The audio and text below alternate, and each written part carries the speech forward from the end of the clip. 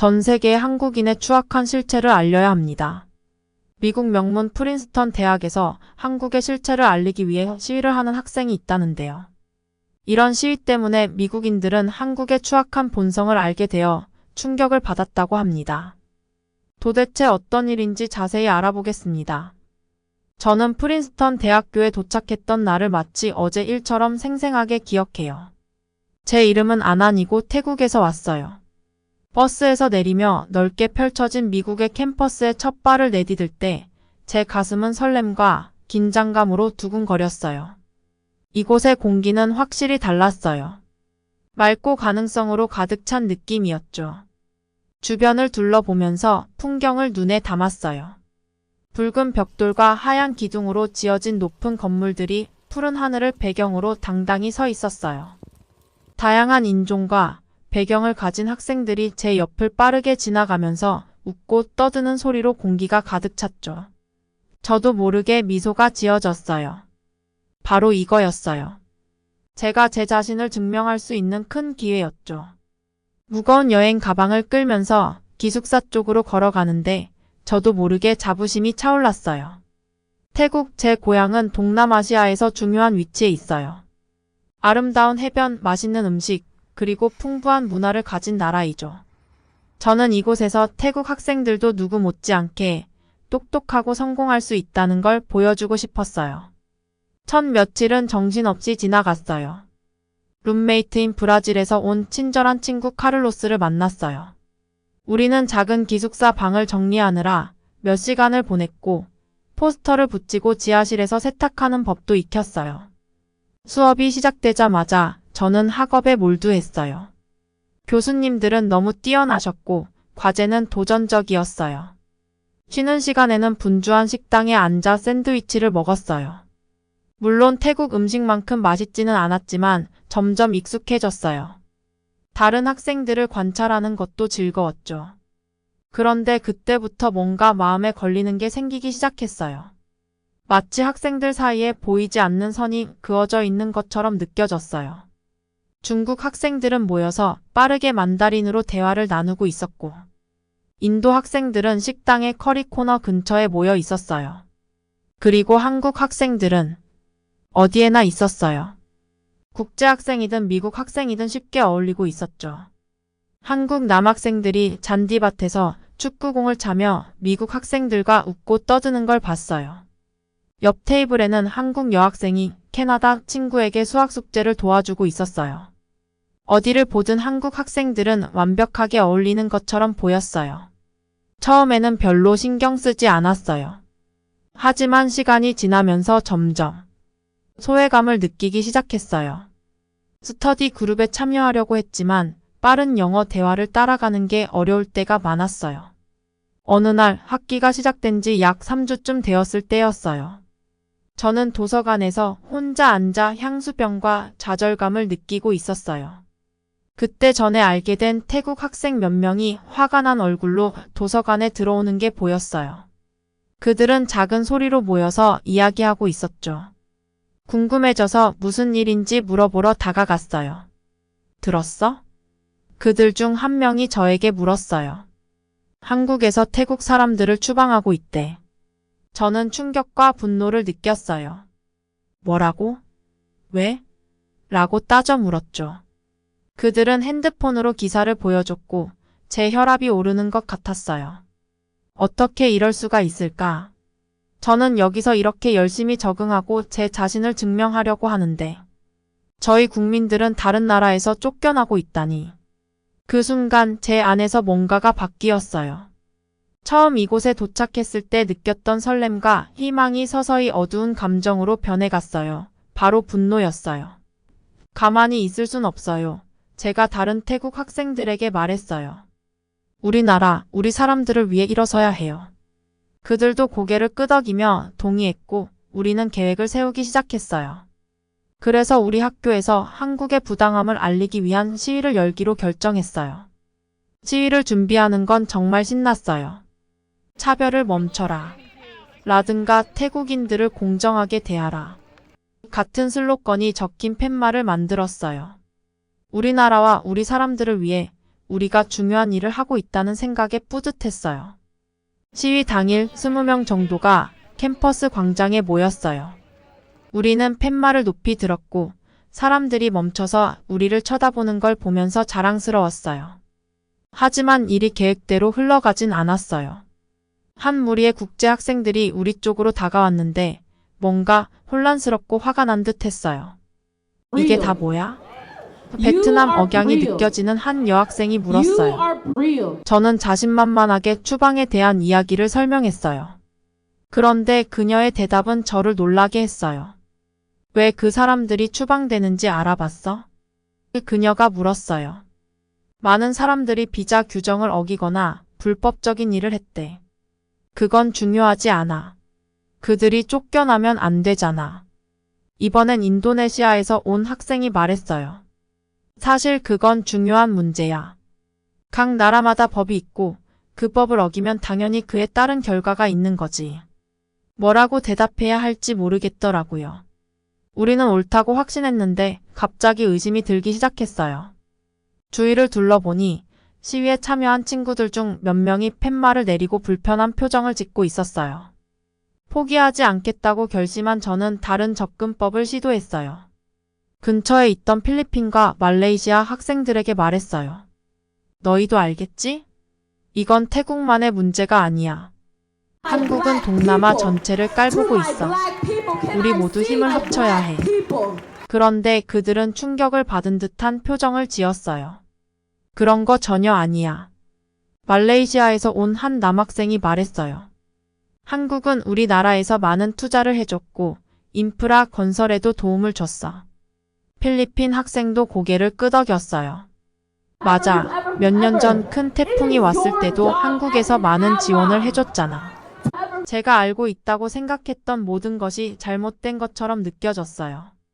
사람들이 우리 시위 현장을 떠나면서 고개를 저었고 일부 태국 친구들은 창피한 듯 저와 눈을 마주치지 않았어요.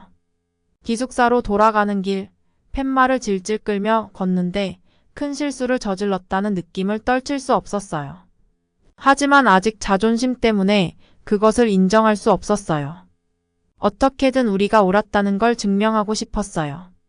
모든 사람들이 진실을, 아니 적어도 제가 생각한 진실을 볼 수 있게 해야 한다고 생각했어요. 제가 몰랐던 건 저의 고집이 더 큰 충돌로 이어질 거라는 사실이었어요.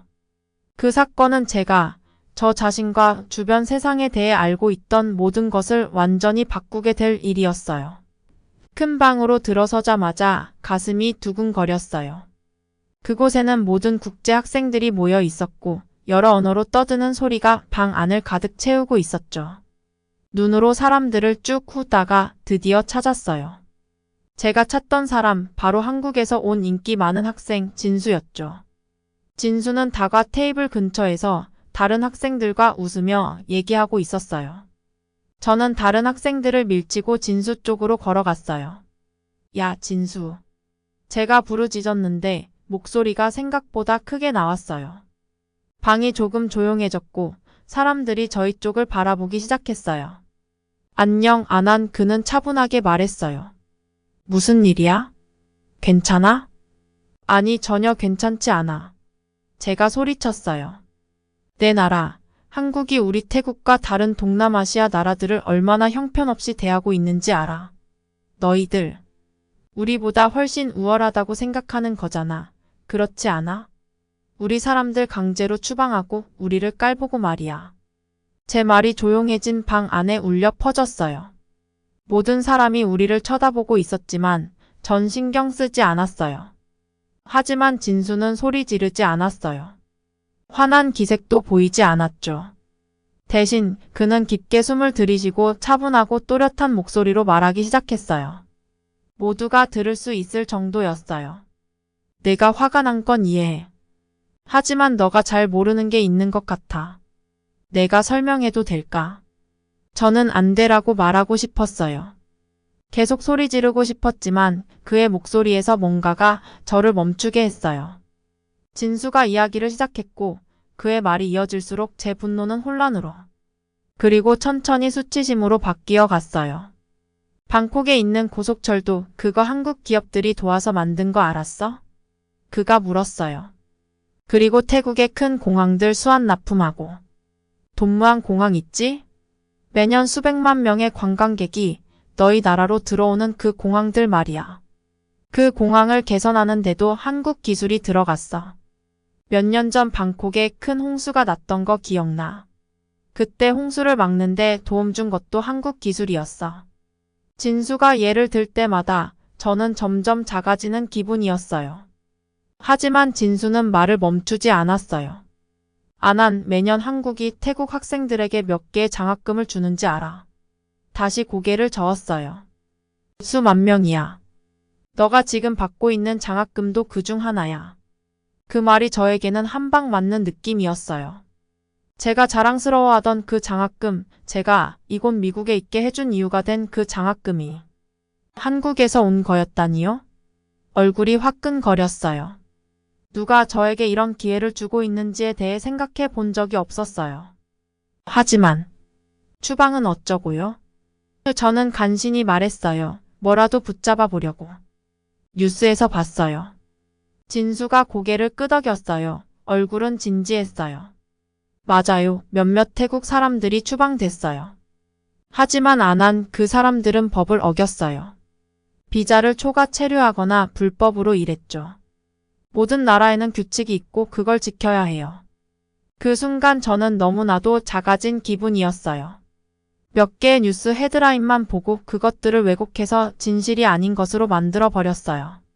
자존심과 누군가에게 무시당할지도 모른다는 두려움이 분노로 바뀌어 한 나라 전체에 대해 오해를 하게 만든 거였어요.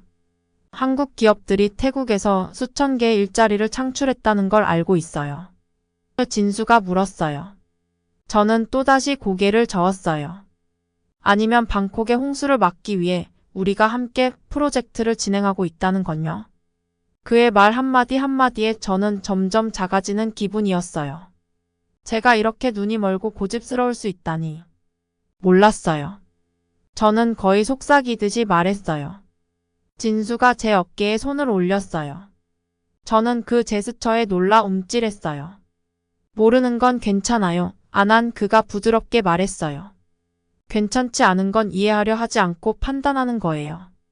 눈가에 눈물이 맺히는 걸 느꼈지만 모두 앞에서 울고 싶지 않았어요. 미안해요. 저는 겨우 말했어요. 제가 잘못했어요. 모든 것에 대해서. 방은 여전히 조용했지만 분위기가 바뀐 걸 느낄 수 있었어요. 더 이상 적대적이지 않았고 그저 슬프고 실망스러운 분위기였어요. 사과는 받아들일게요. 진수가 말했어요. 하지만 아난, 이건 나나 한국에 관한 것만이 아니에요. 당신이 세상을 어떻게 보는지에 관한 거예요. 저는 그를 바라보며 혼란스러워했어요. 우리는 여기서 배우기 위해 온 거예요. 그가 설명했어요. 책에서만 배우는 게 아니라 서로에게서도요. 우리는 각자 다른 곳에서 왔고 각기 다른 역사와 문화를 가지고 있지만 모두 조금이라도 세상을 더 나은 곳으로 만들기 위해 노력하고 있어요. 그의 말이 이해가 됐어요. 저는 태국이 최고라는 걸 증명하는 데만 집중해서 다른 사람들로부터 배우려는 시도조차 하지 않았던 제 자신이 부끄러웠어요. 저는 생각해요. 진수가 방을 둘러보며 말했어요. 우리가 모두 이번 일에서 배울 게 있다고. 이 순간 비록 부끄럽고 고통스러웠지만 새로운 시작이 될 수도 있었어요. 성장하고 이해하고 더 나은 사람이 될 기회였어요. 앞으로 갈 길은 멀어요. 한번 깨진 신뢰를 다시 쌓는 건 쉽지 않으니까요. 하지만 그 자리에 서서 진수가 다른 학생들과 이야기하는 걸 바라보며 저 자신에게 약속했어요. 배울 거라고 들을 거라고. 그리고 어쩌면 사람들을 갈라놓기보다 하나로 모으는 사람이 될 수 있을지도 모른다고요. 쉽지는 않을 거예요. 하지만 깊은 숨을 들이쉬고 옆에 있는 그룹으로 한 걸음 내디디면서 그럴 만한 가치가 있다는 걸 알았어요. 이게 저의 결단의 순간이고 저는 이걸 정면으로 마주할 준비가 됐어요. 그 끔찍했던 학생 모임 이후 마치 온 세상이 저를 등진 것 같은 기분이었어요.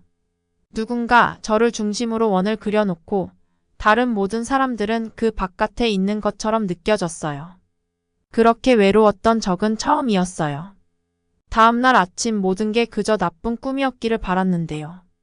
하지만 기숙사 방을 나서자마자 그게 현실이라는 걸 바로 알 수 있었어요. 늘 웃으며 저를 반겨주던 다른 동남아시아 학생들이 저를 보자마자 시선을 돌리더라고요. 심지어 복도 반대편으로 걸어가며 저를 피하는 사람들도 있었어요. 식당에서 아침을 먹을 때 평소처럼 태국 친구들 그룹과 같이 앉으려고 했는데요. 제가 그들 테이블에 다가가자마자 다들 갑자기 어디 갈 데가 있다는 듯 트레이를 챙기고 떠났어요. 저를 멍하니 서 있게 두고 말이죠. 저는 혼자 앉아 음식을 쓸쓸히 건드리면서 모두의 시선이 제게 쏠리는 걸 느꼈어요. 수업 시간은 더 최악이었어요. 국제관계 수업에서는 조별 과제를 제출해야 했는데 평소에는 제 의견을 존중해주던 조원들이 이제는 마치 제가 없는 사람처럼 행동했어요.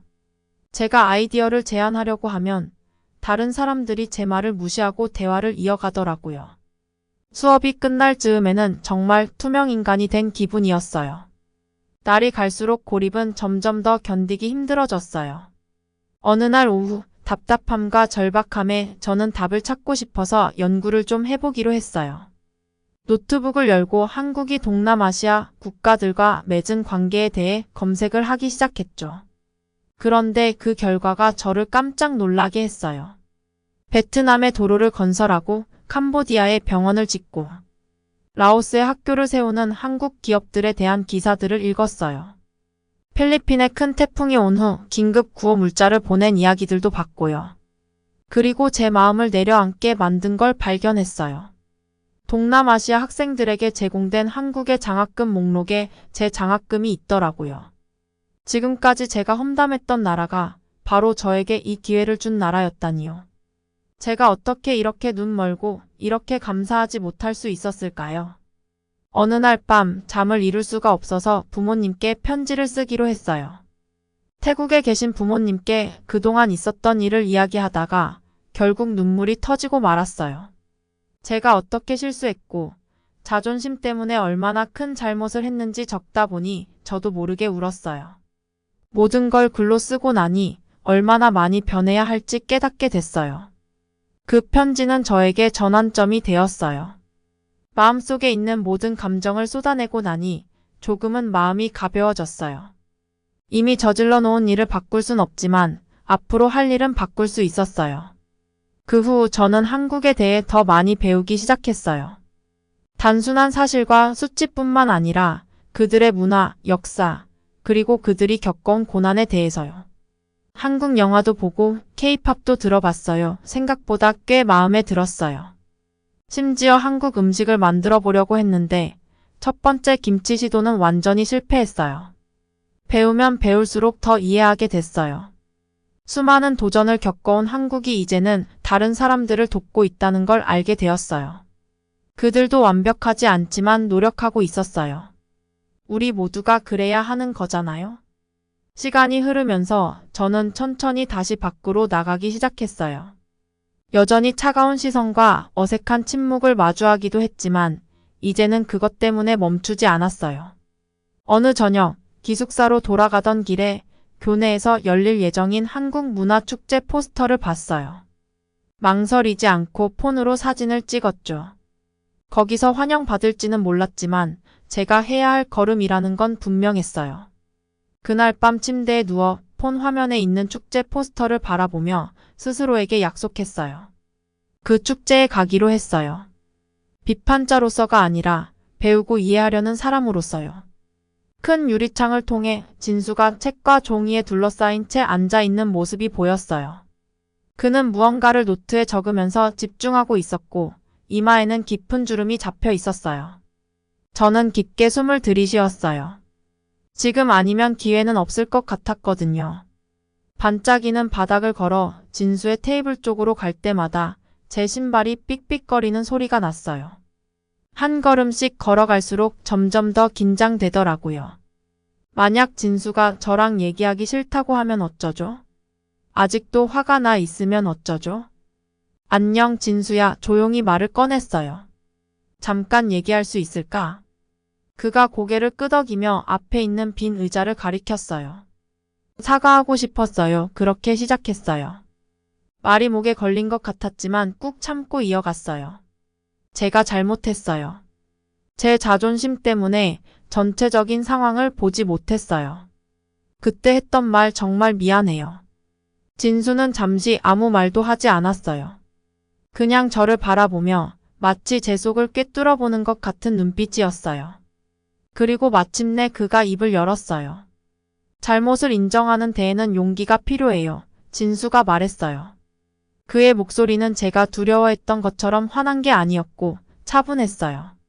사과를 받아줄게요, 아난. 하지만 기억해요. 말로만 끝나는 게 아니에요. 세상을 보는 방식과 앞으로 어떻게 행동할지 바꾸는 게 중요한 거예요. 저는 고개를 끄덕였어요. 안도감과 결심이 동시에 몰려오더라고요. 저 더 잘하고 싶어요. 제가 말했어요. 배우고 이해하고 싶어요. 저 좀 도와줄 수 있어요? 그럼요, 그가 말했어요. 지금부터 시작해 볼까요? 제가 지금 한국과 동남아시아 간의 문화 교류에 대한 프로젝트를 하고 있어요. 같이 할래요? 그 후 2시간 동안 진수와 저는 함께 이야기하고 공부했어요. 진수는 제가 한 번도 본 적 없는 기사와 통계를 보여줬어요. 한국 기업들이 베트남에 공장을 세워서 현지 사람들에게 일자리를 제공하는 이야기. 한국 대중문화가 인도네시아와 필리핀의 젊은 예술가들에게 영감을 주는 이야기 등 새로운 정보를 접할 때마다 제 세계가 점점 넓어지는 기분이었어요. 우리가 공부하고 있는 동안 도서관에는 다른 학생들이 들락날락했어요. 몇몇 학생들은 진수와 제가 같이 있는 걸 보고 놀라는 눈치였어요. 타이 친구들이 저를 보며 수군거리는 것도 보였지만 이번만큼은 사람들이 뭐라고 하든 신경 쓰이지 않더라고요. 그날 공부를 마치고 진수가 저를 주말에 열리는 한국 문화축제에 초대했어요. 직접 와서 보면 더 많은 게 달라질 거예요. 그가 말했어요. 그 주 토요일 저는 다채로운 축제 한가운데 서 있었어요. 한국 음식을 파는 부스, 전통 한국 의상을 전시한 곳, 심지어 K-팝 댄스 대회까지 있었어요. 하지만 저를 가장 감동시킨 건 사람들이었어요. 타이 사람들, 베트남 사람들, 인도네시아 사람들, 그리고 미국 사람들이 다 함께 축제를 즐기고 있었어요. 다들 웃고 춤추고 새 친구들을 사귀고 있더라고요. 저는 처음으로 김치를 먹어봤는데 생각보다 훨씬 맵더라고요. 태권도 시범도 받고 한국 학생들이 가르쳐준 전통 놀이인 윷놀이도 해봤어요. 너무 재미있어서 몇 주 만에 가장 크게 웃었던 것 같아요. 축제가 끝나갈 때쯤 저는 마이와 마주쳤어요. 그동안 진수와의 사건 이후로 저를 피하던 타이 친구였죠. 그녀는 저를 보고 놀란 표정이었어요. 아난? 너 여기서 뭐하고 있어? 그녀가 물었어요. 저는 진수에게 사과한 일과 그동안 배운 것들에 대해 이야기했어요. 말을 마치자 마이는 눈이 동그래지더라고요. 진짜 성숙한 행동이야, 아난. 정말 대단해. 우리는 잠시 이야기를 나눴고 마이는 제가 그전에는 불편하게 행동해서 어쩔 줄 몰랐다고 솔직하게 털어놓았어요. 어떻게 말해야 할지 몰랐어. 그녀가 말했어요. 근데 내가 스스로 깨달아서 다행이야. 그 후 몇 주 동안 저는 계속 배우고 변화하려고 노력했어요. 한 달쯤 지나서 저는 캠퍼스 커피숍에 앉아 있었어요. 그때 새로운 타이 학생들이 무리를 지어 들어오는 게 보였어요. 그들은 마치 제가 처음 이곳에 왔을 때처럼 긴장하고 어리둥절해 보였어요. 별다른 생각 없이 저는 자리에서 일어나 그들에게 다가갔어요. 안녕하세요. 타이어로 인사하며 웃었어요. 저는 아난이에요. 프린스턴 대학교에 온 걸 환영해요. 뭐든 찾는 게 있으면 도와드릴까요? 캠퍼스를 둘러보며 맛집과 공부하기 좋은 장소에 대해 설명해 주면서 중요한 걸 깨달았어요. 저는 그저 그들을 돕고 있는 게 아니라 문화들 사이를 잇는 다리가 되고 있다는 걸요. 그리고 그게 정말 뿌듯했어요. 그날 밤 침대에 누워 얼마나 많은 것들이 바뀌었는지 생각하며 감사함을 느꼈어요. 진수의 인내에 감사했고, 저에게 두 번째 기회를 준 친구들에게 감사했고, 배울 수 있는 기회에 감사했어요.